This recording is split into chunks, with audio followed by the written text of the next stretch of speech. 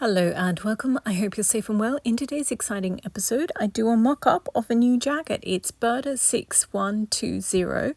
It's sort of a Chanel style jacket, but it's got a deep V-neck, no collar, and it's cropped and it's got very narrow sleeves. It's perfect. Perfect, perfect, perfect. Perfect jacket. So here is the pattern. It's another Burda one. I often make the pink and white jackets with the pink sequins on it is the Burda 6123 and this is 6120. So it's a different pattern. This one has separate sleeves. So the other one that I make is dolman sleeves. So the whole big pieces are cut out as one. Whereas this, it's basically a vest with sleeves sewn on. And as you can see, I'm making it reversible. So it's two different cottons. And then I basically make two jackets, sew them together, and then turn it in. So these are the ones that I was previously working on, and I completely finished two of them and I've still got quite a few more to go. I've just got the hand stitching on them to go, but those two are done. And so I've been working on these big baggy kimono style jackets, and this one that I'm making now, the Burda 6120, has really narrow sleeves and they're got a high underarm. So if you've never made a blazer or a French style jacket before, it can sort of seem like the baggier your sleeves are, the more room you will have and the more you'll be able to move your arm around. But actually, if the underarm is quite high up, it means that you can move your arm around really easily. So don't be alarmed about how high up the sleeves are set. It's just the way French jackets are. But that said, these are probably a narrower sleeve than most people are used to. So just keep that in mind. You might have to go up a size, because I did this, the smaller size is a size 8 and I normally make a size 6, and this is fine. So I'd say, in my opinion, the sizes for this particular pattern run a little bit small, but that's just my opinion. So as I said, it's got a front piece, a back piece that you cut on the fold, and it's a one-piece sleeve. I don't like a one-piece sleeve. I prefer a two-piece sleeve, but this one is actually pretty good. It is very narrow, but if you like that, then it's fine. Some people absolutely hate a narrow sleeve, and I totally get that. But if there's also some people who absolutely love narrow sleeves, and this one might be for you. So what you have to do, because it's only a one-piece sleeve, making the sleeve is pretty simple. You just pin it together, and then with the actual vest part of the jacket or torso part of the jacket, you just pin them together at the shoulder seams and at the side, and then I machine sewed them all, and then you splay the seam open and you hand stitch them open. Because I'm making a reversible jacket, I have to do it to both of them. The actual pattern it's just one jacket, and then there's little bits of facing as well. But in my opinion, jackets with no lining and just a bit of facing don't age well. I prefer to do a double-sided one or make my own lining. But yeah, I'm just doing a reversible jacket for this one. So after all the hand stitching was done, so the side seams are stitched down, the shoulder seams are stitched down, and the seams on the cuffs and of the sleeves and the seams of the sleeves are all done. I did one jacket side and then I did the other side. So, and this is me just showing you what it looks like. The V neck, the V is too deep for me, but this is just, I decided to just make it as soon as I saw the pattern. So this is what I mean about the sleeve hole being too small. Remember that you have to subtract the seam allowance as well. So yeah, don't be concerned, but it is a fitted style sleeve. So yeah, I know some of you are on the lookout for that, and some of you really want to avoid them. So if you have made the Vogue 7975 and you want an even slimmer cut sleeve, then by all means try this one, but maybe go up one size. So if you did a 6 in the Vogue 7975, maybe do an 8 in this, just as your mock-up, as a starting place. So once you've made the whole vest and you've made the sleeves and you've done the seams, it is time to set the sleeves. And on this particular one, there's 3 notches. So there's one at the shoulder seam, one at the side seam, and one at the front. Normally there's a notch at the back that you have to match up, but at this one it's at the front. So just make sure you read the instructions and you match up those, and then you pin the rest of it as well. And the instructions specifically say that you should hand stitch your sleeves in and not try and use your machine. I recommend that. I was short of time, so I've set sleeves, I've machine sewed sleeves in like literally more than 100 times, but I would recommend you do it by hand stitch it. It would be easier. It would be much easier, just because it's a little bit of it's a narrow sleeve, so it's just a little bit more finicky. But yeah, so it's set. And of course, if you have any puckers or creases or anything, just carefully unpick it and do it again. The looser weave your cotton, or if it's a tweed, the easier it is to set a sleeve. So, and also hand stitching is way easier than trying to use a machine for a sleeve. So this is me just pointing out, once you've attached the sleeve, you push up all the seams into the actual sleeve and you pin them into place. And then I stitch it in twice. I stitch it once from the outside and once from the inside. Because this is a reversible jacket and I'm making 2 cottons, I'm just stitching it once from the outside. And I think so yeah, this is me just showing you.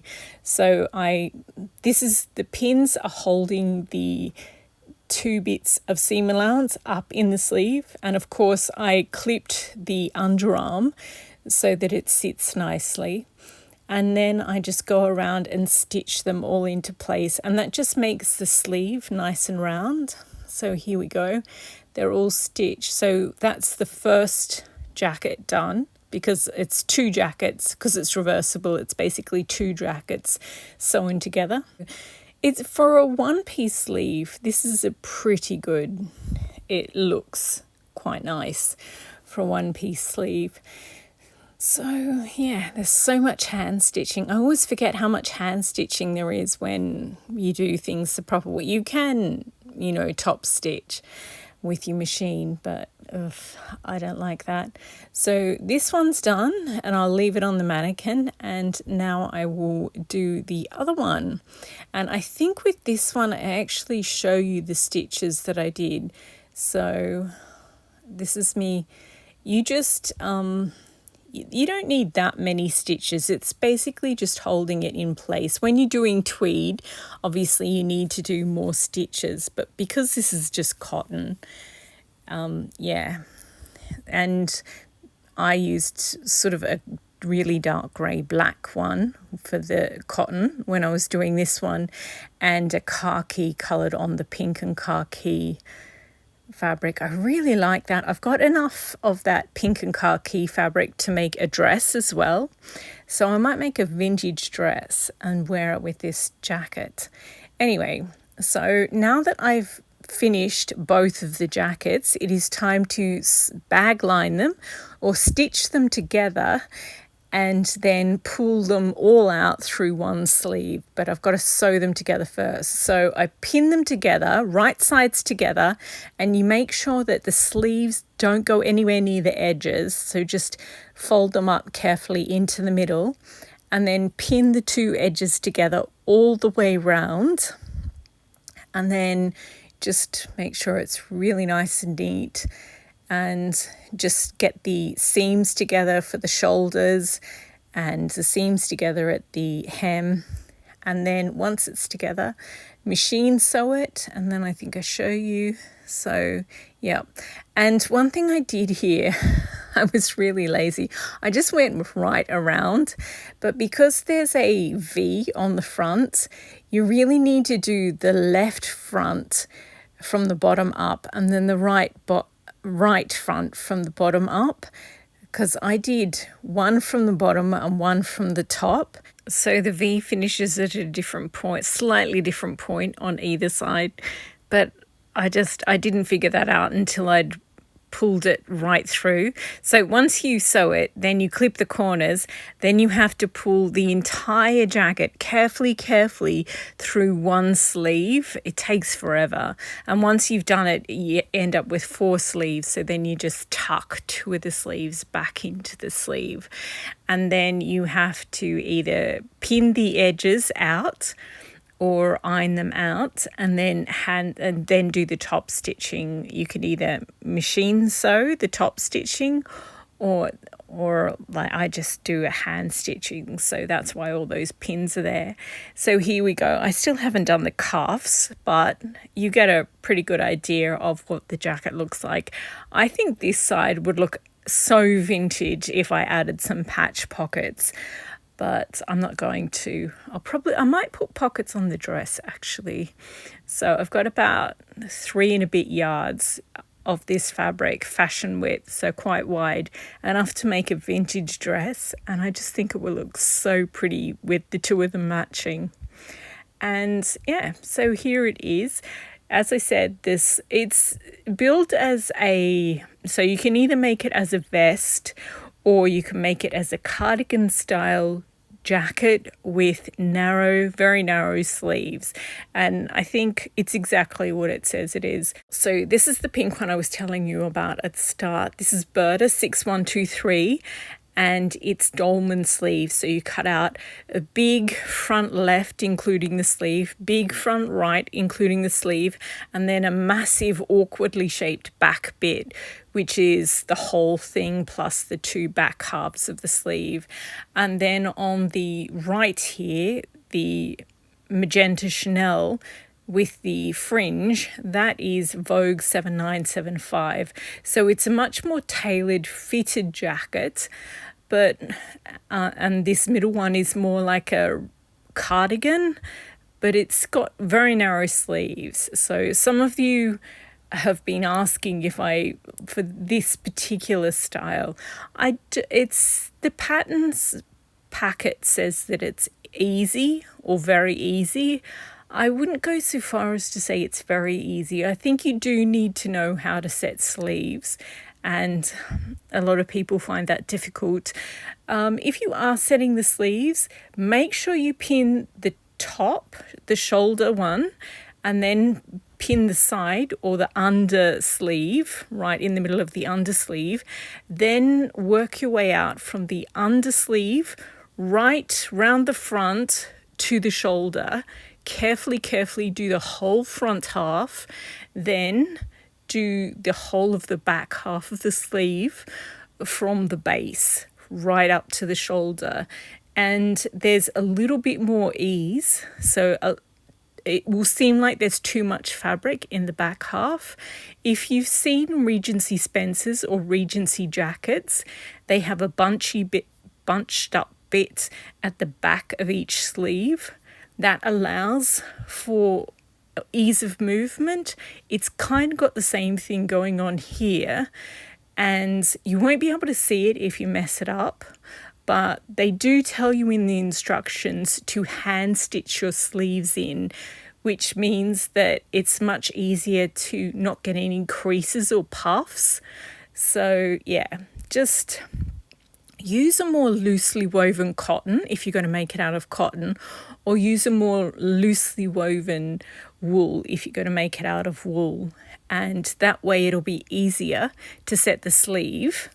So this side here with the pink and blue flowers is a cotton lawn, and that's really difficult to do because it's it's very densely woven, but the other side, the more old-fashioned looking side, is a more loosely woven cotton. So that side was much easier for me to set the sleeves. So yeah, but all in all, I think it's a good pattern. Next time I make it, I will be making it again. I'm going to bring the neckline up because, as I said, I do not like that deep V. I'm going to make it more like a standard Chanel jacket. Also, the neckline at the back is very close to, it's like a cardigan. It's very close to the neck. So I'm going to step that back about maybe even an inch and just make it dip a little. And also the back, I'm going to bring that up a little bit because I've got like a high muscular butt. So I just want it to sit above the... yeah, just a tiny little bit more cropped at the back. I think I'll leave the hem at the front the way it is, and I think the sleeves are just a little bit long. They're supposed to be that cardigan bit where they're a little bit bunchy over the so they sort of fall over the front of your hand. They're supposed to be that long, but I think I'll just crop them just a little bit, maybe half an inch, maybe an inch. And yeah, but all in all, it's a good pattern. It's really good pattern. I think I might do, because I've got some smaller beads and I want to do some really delicate beading and sequin work. And I think this would be a good, because it's a really simple pattern. There's only, as I said, there's a front torso piece, back, one big back piece cut on the fold, and then the one piece sleeve. So it would be really easy to hand stitch together after you've done intricate beading all over it. So yeah, I think I'll do one more mock-up just to, you know, changes to the neckline at the front and the back and to the hemline at the back, and slightly make the sleeves slightly shorter. But all in all, it's a good pattern if you want very narrow sleeves. If you don't want narrow sleeves, then I would recommend the Burda 6123, which is the dolman sleeve, and they're a much roomier sleeve, which is the pink one, and I love that pattern too. It's absolutely gorgeous. And if you want something more structured, as I said, the Vogue 7975 is much more structured. What I mean by that is if you've got a larger bust or even just a regular bust, anything more than a smaller bust, and you want your jacket to be shaped around your bust, then I would probably go for the Vogue 7975 because that has princess seams, which means you can alter it to fit exactly and it will be fitted around you. So, but this is just a good simple cardigan style jacket. So yeah, that's it for this episode. I hope it's been useful. I hope you've been inspired to make some jackets of your own. I'm not sure what I'm going to make next. I'm going to do some hand stitching on a few more of those kimono style jackets, get them ready for beading. And then, I'm not sure what's going to be next. Maybe another new pattern. Anyway, thanks again for watching and happy sewing.